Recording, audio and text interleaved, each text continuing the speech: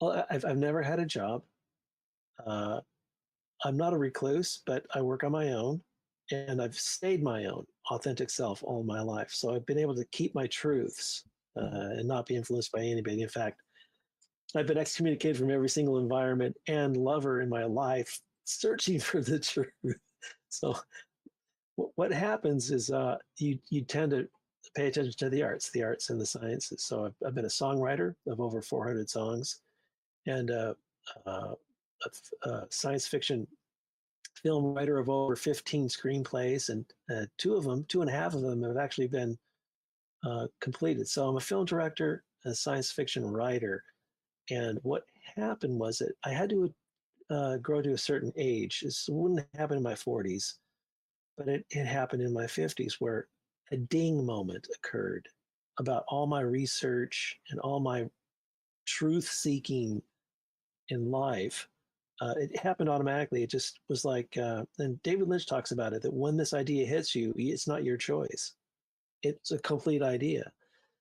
And so uh, when it happened, I was like, okay, wow, everything's kind of one fungus if you look at it right. Everything's kind of like still behaving like a fungus looking for food.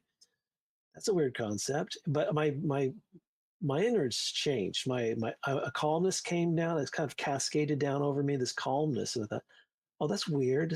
I figured something out weird. That's weird. And I thought to myself, well, I'm not going to go get a degree in science and go back to school at my age and try to make this thing true. That doesn't make sense. I'm a film director, but it ate away at me for the next 4 weeks, to the point where I felt a responsibility in trying to figure this out. So it was a grand concept that everything is one fungus, and then I had to get down to, like, why are you being forced to think this? And as soon as I got into research, it just was, it just never stopped. It was like channeling, basically, for 4 years straight. I was really channeling, because I don't have a degree in science. I do now, after 10 years of doing this. I have my own master's degree in research. So, but still wasn't able to really define the fact that you are the spore of a fungus for a few years. These things were discovered in the research process. So back to that one piece of evidence that you are the spore, or a protospore. How did you get to be this protospore? Well, there was an original fungus about 2 billion years ago that was equally both plant and animal together. Oh.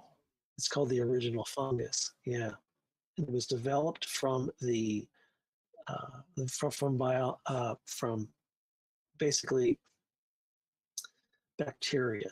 The feeding frenzy on bacteria got so intense that it was going to devour itself. And this is just concepts, but there is evidence of this, that to survive that feeding frenzy in bacteria became this plant and animal fungus. There's more to it than that, but once it became that, it was undefiable, and it split. There's a split. So about 1.5 million years ago, billion, I'm sorry, there was a split. And so the fungicide went off into the plant world. The plant side of the fungus off into the plant world. And then the animal portion went off on its own for another 500 million. So there's three elements here: plant, animal, and fungus. So the plant life is now on its own, building plants.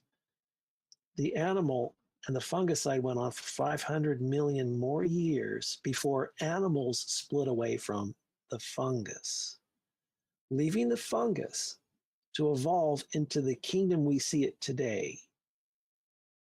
See, it kept evolving into today's fungus. But if you go back far enough, they were all three one animal. So it's all fungus. So it's all fungus. It's all fungus. There's a physiological proof that everything, you're not supposed to say proof, but it's all originated from that fungus, so it's still the same fungus. And the weird thing about it is it's a self-feeding fungus. So the plant life feeds the animals. It's called uh, primary consumers feed on the plants, and you can't have secondary consumers, which is meat eaters, without primary plant eaters. That's how you get to the next stage. Starvation caused that to happen. So anyhow, there's plant life growing on one side, animal life growing on the other. All these evolutions through the last, 2 billion years have occurred to where the animal life is now standing. It's not swimming. It's not crawling on all fours. It's standing, and it walks over. And strangely enough, vegetables came last in the plant world, just in time for you to go over and when you eat a tomato, you're still eating yourself. Because if you go back far enough, it was, see that concept? I And mean, it's a I'm sorry. self-consumption is the word. Self-consumption cycle. I'm sorry for cutting you off. I mean, if you go No, even back, further back, we are all stardust, right? Isn't that correct? yeah, that's how you get biology to occur. So our sun is a secondary sun. It's supernovaed and then became the type of sun that would formulate that planetary disk. Remember that disk that bombards the planets, right? So there's a systematic process in the physics that you cannot do it in a primary star. It has to explode and become a secondary star, and that explosion formulates the planets, and that is systematic. That's physics reality there. That well, who designed that? Somebody who wants organics to eventually become smart enough to survive its own planet. That's the sweeping one sentence description of what's going on. So you gotta make a secondary planet, a sun, to form the planets in order for biology to survive the end of its birthplace. This is also interesting, Mark. And I'm gonna be honest, like since I started doing this podcast a few years ago, I've just noticed there's so much that we don't know as humans. There's so much out there.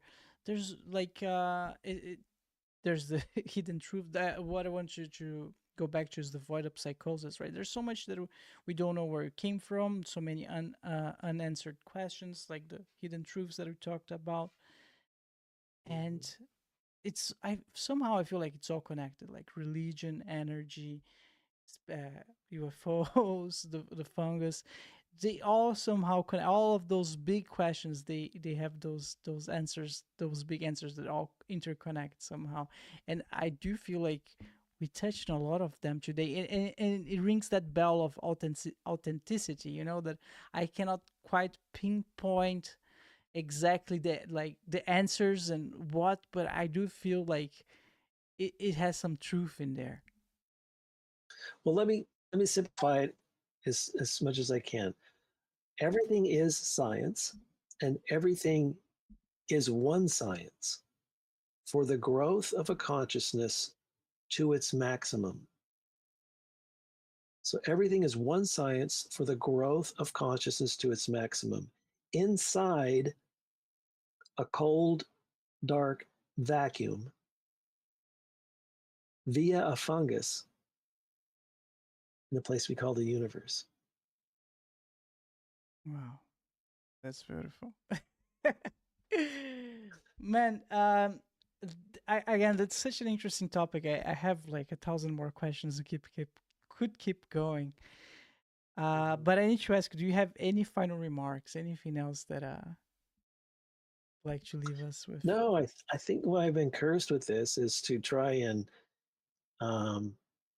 get humanity to jump to a new view of why everything is the way it is, because that's the best and quickest way to unification of a kind of a mind hive. Not that individuals wouldn't exist in it, but at least if we all knew for sure